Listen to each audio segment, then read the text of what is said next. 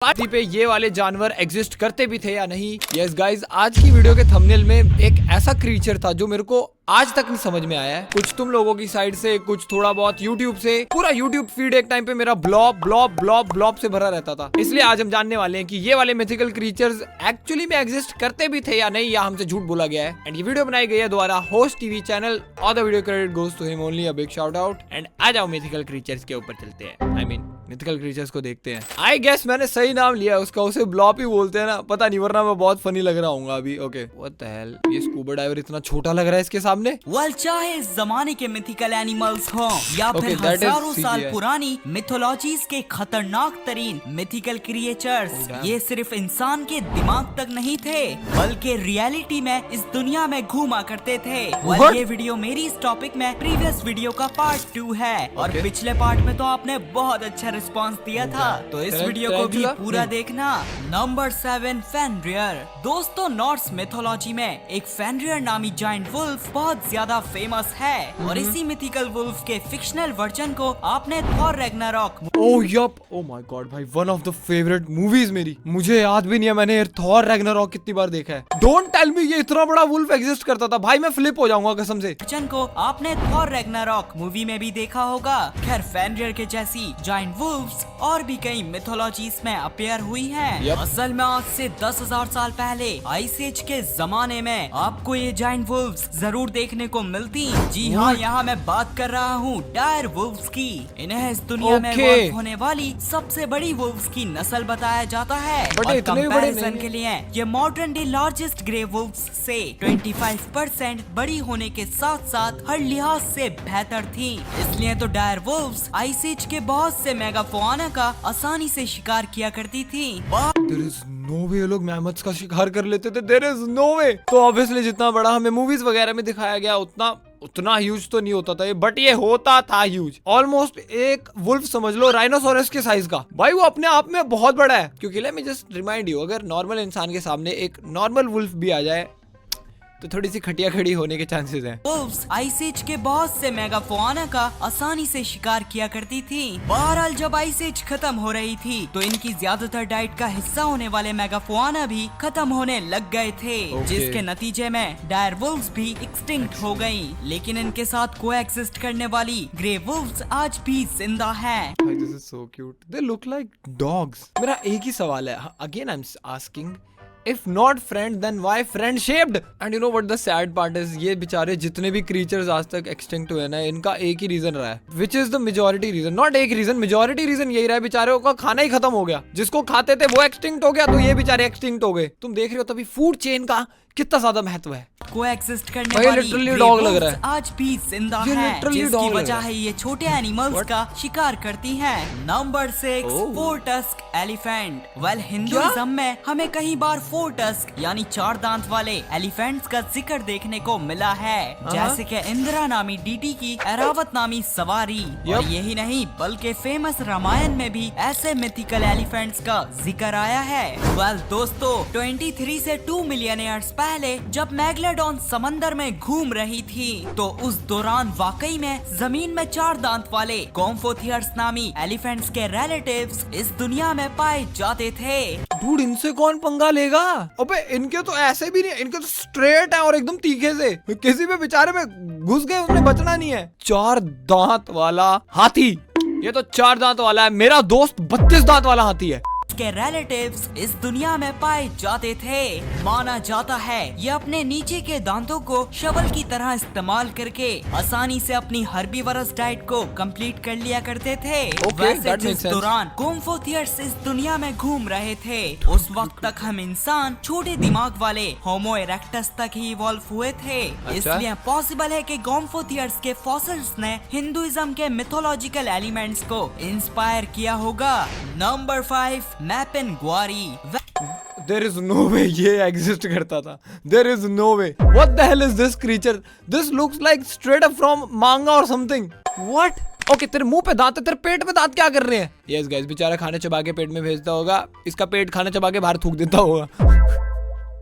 मपिन Gauri, what is this name? Mapinguari. मैपिन काफी ग्वारी। सालों से अमेज़न जंगल में रहने वाले ट्राइबल लोग एक मैपिन ग्वारी नामी मॉन्स्टर को देखते आ रहे हैं। ये लोग बताते हैं इस मॉन्स्टर की Oh my सिर्फ एक God. आंख है और पेट अच्छा, में वो माउथ है। साथ ही साथ इस मॉन्स्टर का काम अमेज़न जंगल को प्रोटेक्ट करना है। अब साइंटिस्ट सॉरी मपिन गौरी जी, आपने तो छींक ला दी। मॉन्स्टर का काम अमेज़न जंगल को प्रोटेक्ट करना है। अब साइंटिस्ट्स के मुताबिक तो ये क्रिएचर सिर्फ मिथिकली है, लेकिन हम सब जानते हैं अमेज़न जंगल में आइस एज के टाइम वाकई में ग्राउंड स्लॉथ नामी एनिमल्स एक्सिस्ट किया करते थे। और ये चलते भी मैपिन ग्वारी मॉन्स्टर की तरह थे। साथ में इनका साइज एलिफेंट्स के जितना होता था। नो वे, क्या मैंने स्लॉथ सुना एक हाथी के साइज का? That is crazy, that is absolutely crazy. But इसकी चलो मैं ये वाला हिस्सा समझ लूं, उसके साथ मैपिन ग्वारी के साथ मैच हो रहा है, बट पेट में दांत कहाँ है? वेयर इज पेट में दांत?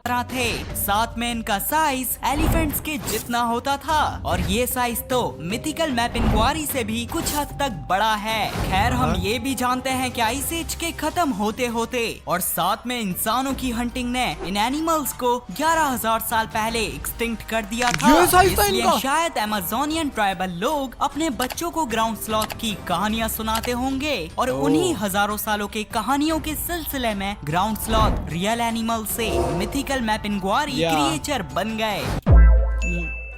लिटरल चाइनीज विस्पर चल रहा है, चलता कुछ और आता है एंड आते आते आते आते कुछ और ही बन जाता है। मैपिन ग्वारी क्रिएचर बन गए। या फिर ये भी हो सकता है कि अमेज़न जैसे अनएक्सप्लोर्ड जंगल में क्या पता ग्राउंड स्लॉथ आज भी घूम रहे हो। Possibility. वैसे Oh my ground God. Sloth कैसे इस दुनिया में वापसी आएंगे, इसका तो मैंने आपको अपनी इस वीडियो में बताया ही हैं? था।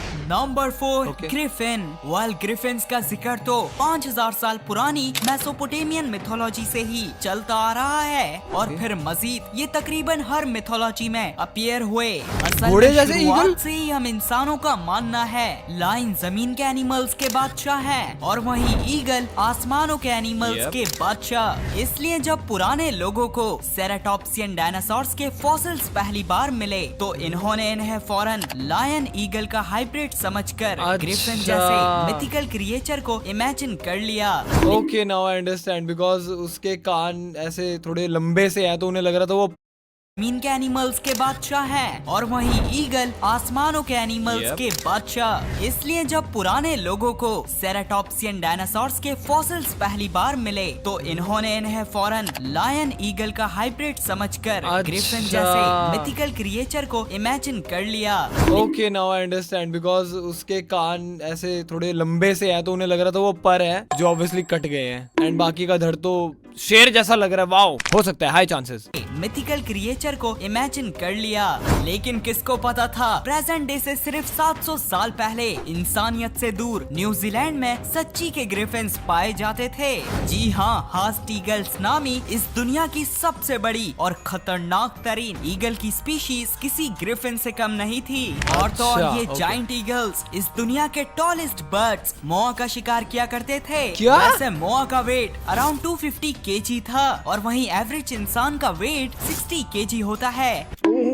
नो, एक बार में 4 से 5 इंसान उड़ा ले जाएगा वो। अबे कितना बड़ा साइज था उस ईगल का। डूड, अगर वो मोआ का शिकार करता था और मोआ 250 किलो का है भाई साहब, 250 केजी, मेरे को लगा 25 केजी बोल रहा है। 250 केजी की चीज उड़ा ले गया वो हवा में। ओके, सच्ची में 250 है। केजी था और वहीं एवरेज इंसान का वेट 60 वॉल्टर वाइट क्या कर रहा है यहाँ पे? इसलिए हास्ट ईगल को इंसानों का शिकार करने में कुछ खास प्रॉब्लम नहीं होती। बहरहाल अराउंड 1300 एडी में जब माओरी लोग पहली बार न्यूजीलैंड आए थे, वही माओरी जिनका आपने रिसेंटली हाका डांस भी देखा होगा, तो इन्होंने हास्ट ईगल की मेन डाइट मोआ का पूरी तरह से शिकार करके उसे एक्सटिंक्ट। यार ये देखो, बेचारों के साथ दोबारा वही हुआ। मतलब इस बार जानवरों ने नहीं, इंसानों ने एक्सटिंक्ट करवा दिया। यस गाइस, हम नहीं सुधरने वाले, हम बिल्कुल नहीं सुधरने वाले। आई थिंक सो ना, उस चील ने इतना परेशान कर दिया इंसानों को, शायद उनके लव्ड वंस उड़ा उड़ा के ले जाता होगा वो। तो इंसानों ने बोला तू मोआ खाता है ना, हम खा खा के खत्म कर देंगे, देखते अब तू क्या खाएगा। सोचो, इंसान खा खा के वो इंसान ही एक्सटिंक्ट करवा देता।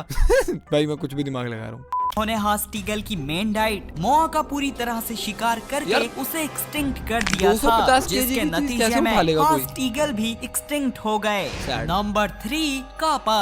दोस्तों अगर आप नो वे कापा एग्जिस्ट करता है भाई। मैंने कापा के बारे में बचपन से ही सुना है। एक बार मैं रैंडमली टीवी देख रहा था, मेरे को चैनल भी नहीं याद भाई कौन सा था, कुछ तो होता था अजीब सा, उस पे ना एक एनिमे आ रहा था, वो कापा से रिलेटेड था। एक्सटिंक्ट हो गए। No way, कापा नंबर exist करते 3 कापा।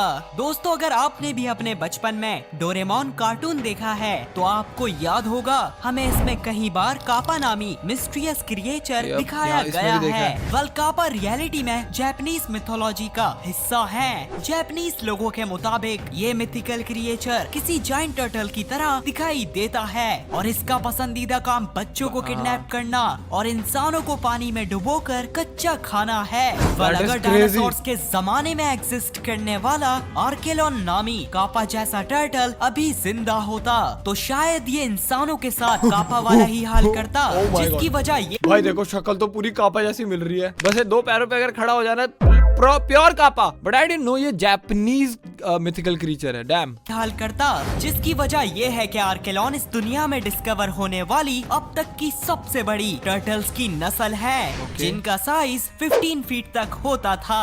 ये देयर इज नो वे। तुम जिस रूम में रह रहे हो ना, जमीन से लेके रूफ सोचो और उससे भी और आधा ऊपर जोड़ो, इतना बड़ा टर्टल था ये। बड़ी टर्टल्स की नस्ल है जिनका साइज 15 फीट तक होता था। उनका ये weight साइज कितना होता बराबर होगा? है होंडा सिविक के। वैसे आर्केलॉन की डाइट मॉडर्न डे टर्टल्स की तरह ओमनीवरस थी। और अजीब बात तो यह है कि इन टर्टल्स की भी कापा की तरह एक Yeah. बड़ी सी चोंच हुआ करती थी, जिसका काम सख्त एनिमल्स के शेल को तोड़ना था।